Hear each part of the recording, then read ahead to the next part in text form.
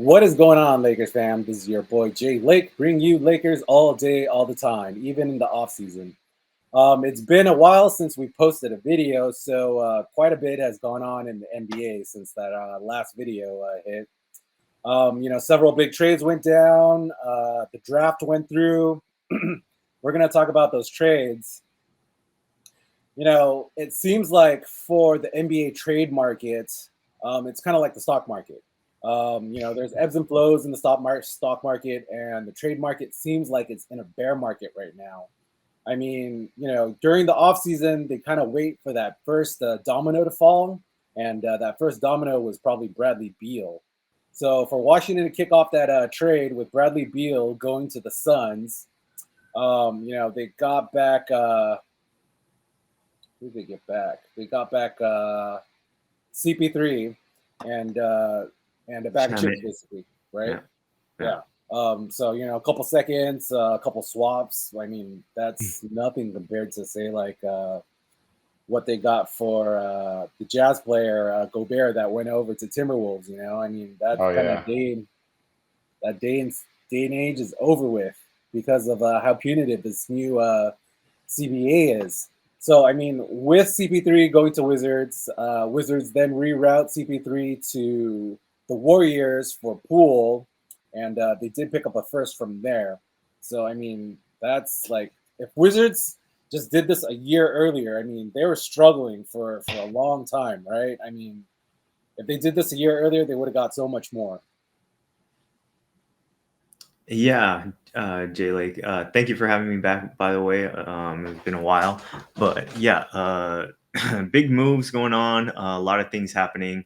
CP3 to the Warriors, who would have thunk it? He wanted to beat the Warriors for so long, and now he joins them. Uh, I don't know how that's going to work, though. I Does he mean, start, Big Al? I don't Does think he CBC starts. start alongside Steph Curry? I don't think he starts. I think he comes off the bench. I think they need more athleticism and length in their lineup. I think they were super small against the Lakers, and they just need him off the bench. Maybe they finish games together, That's what I'm but saying. I Finish think games together, but Steph is very ball dominant as well. I don't get moves like this with certain teams. They get two players that are very ball dominant, and you're like, this should work just fine. Well, I mean, it worked with You him and know, KD. KD was a super ball dominant guy, and then CP3 is also super ball dominant. But Steph is a talented shooter. He can catch and shoot from anywhere. He's always running around, so I don't think it's a big deal. But I think it's more of a defensive liability to have CP3 out there with Steph Curry when teams are gonna go after Steph. They're gonna go after CP3. So that's gonna be extra rotations that you have to cover.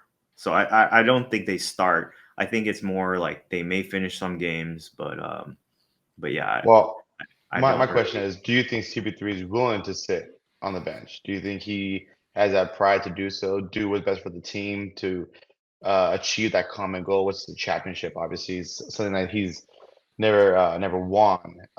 For me, I don't see that. I see CP3 still wanting to start, wanting to be CP3, handle the ball. But when you look at Steph in the system, yes, Steph's a great shooter, shoot anywhere, but he needs to facilitate. He needs to like have the ball in his hands and drive and pass, get the ball back. The system goes through Steph Curry, and Clay is the setup shooter, right?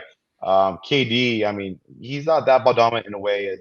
He is a pure shooter, in my opinion. I mean, KD can make plays for sure, but he could just get the ball real quick and shoot it real fast. That's why I kind of worked with Steph and KD and the Warriors. So it's interesting to see. I see in the end of games, both of them will be on the court because I think Kerr will have to like just put him in there for his leadership and experience.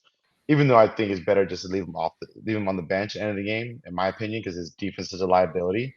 But I foresee them just sticking it out with them two at the end, possibly messing around with them, both of them starting, which I don't think that'll be a good idea.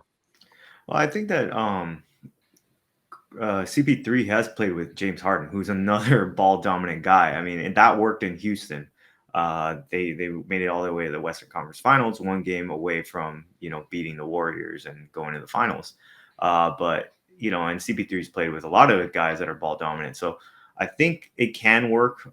They take turns a little bit, but the offense is going to dictate everything. The Kerr, pushes. He's a good coach. He's going to have them share the ball. But yeah, I think it's more of a defensive liability. I agree in that part. I think I don't think they're both going to be on the court at the same time too much. But we'll see. I do think we'll see them on the court. I just don't know how effective it's going to be. So who won the trade? Was Kerr a part of the Pop Pop coaching tree? Well, Kerr? I mean, he was coached by Pop. So Yeah, I they don't won, know. right? 99. He was on that team. Yeah, he was on that team, but he never was on the staff because I think Kerr went immediately to the GM role, or he went to announcer role for TNT Yeah. and then went to the GM That's role what he for did. for the Phoenix Suns, and then after that he was hired to be The head the coach. Yeah. I think Kerr definitely has some influence from Pop because it's he Mm. got fed up with Poole. He's like, Yeah. you're making some rookie mistakes. You're trying to play hero ball. We ain't having it. We need that like backup that's like solid for us. We need like Yeah. that veteran presence that'll like settle us down and not just like chuck every time you freaking get the ball behind the three. Yeah, I mean, as soon as Poole got the bag, he Yeah. stopped caring. Let's be real about that. He Well, I stopped caring. mean, there was the whole, incident, which we can go over about what was said between him and Draymond. But I Oh, mean, did you hear about that? What happened? yeah, I What was definitely said? heard about what was said, but it's interesting. But I do think that they are going to miss a little bit of Jordan Poole because of his youth and him like being able to carry the load a little bit during the long season. They're going to benefit from CP3 in the playoffs as long as he's healthy, but the healthy being the key word because he hasn't really had a healthy postseason in a long time. But yeah, I think the move is kind of a lateral move. I don't think it makes them that much better or that much worse. I do think they get a little bit worse defensively. Yeah, for your question, Mario, who do you think won the trade? I mean, I think it's kind of a draw. Maybe Wizards because they got that first round pick, but it's like, CP3, Suns were supposed to waive him, so they could have just waited. I mean, the Lakers, the Clips, and the Warriors wanted to sign him off of a waiver, so. Yeah, it is interesting that, they were saying he was going to get waived and all of a sudden he wasn't going to get waived. So that is interesting. I guess they didn't want to treat Chris Paul that way and just waive him and be one of those guys. But, we'll see. I Yeah, think so- Yeah, I don't think the Warriors won that trade at all. Okay. I think they messed up. And there were some other trades, that were involved. That's all good for the Lake Show, right? Yeah. Yeah. So flurry of other trades that went down. John Collins finally got traded from Atlanta. It seems like season after season they're like, yeah, we need to trade John Collins, and went over to the Jazz for a second and Rudy Gay. So another bag of chips kind of deal. Yeah, that trade didn't really make sense to me. I mean, Rudy Gay is like a journeyman role player, and I thought John he was Collins is retired. I know John Collins is a young guy, stud, athletic dude. So that trade is like clearing cap space, I guess, to make other moves. But I mean, I felt like they could have gotten way more than just Rudy Gay and some second round picks. Was it? Yeah. That I guess that is a sign of the market. Another big trade that went down, Porzingis to Boston. So originally it was a 3-team trade with the Clippers. Then Brogdon went over to the Clippers. They're like, oh, your health reports aren't really flying here, and it doesn't seem like you're going to get much playing time. So they pretty much nicked that trade. So, but Porzingis still goes to Boston. Instead, they picked up the Grizzlies. They sent Smart to Grizzlies. I mean, that was a surprise. And Tyus Jones goes back to the Wiz. Boston picks up 2 firsts, and Wizards pick up another first from that. Yeah, I think the winner here is Memphis. I think Yeah. Memphis gets the defensive player of was the Heat defensive player of the year this year? Yeah, I Or think he's he's all won a first team couple of them, defense or something hasn't like he? that.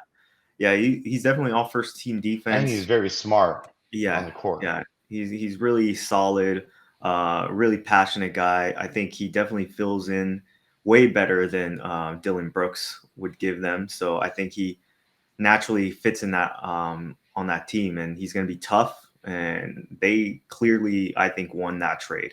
I don't understand the move for Boston. Yeah. Why they wanted KP. KP has not been the same player since he was in New York. So I don't know why they wanted him. I guess they have something in mind, but don't they have Robert Williams? An athletic Yeah. big, and then they have Hal Horford. That front court is very, loaded right now. So I just don't know. I don't understand the move. Yeah. I mean, I don't get it either. I mean, honestly, Memphis got better. I mean, they won this trade. Getting Marcus Smart, very smart guy on the court, defensive minded guy, a hustle player, and can shoot threes. Like he actually hit some threes. It just like now it's like, okay, you take Dylan Brooks out and you put in Smart. Now we're talking about a series with the Lakers. Like that's gonna be tough now. That's gonna be harder to beat that team.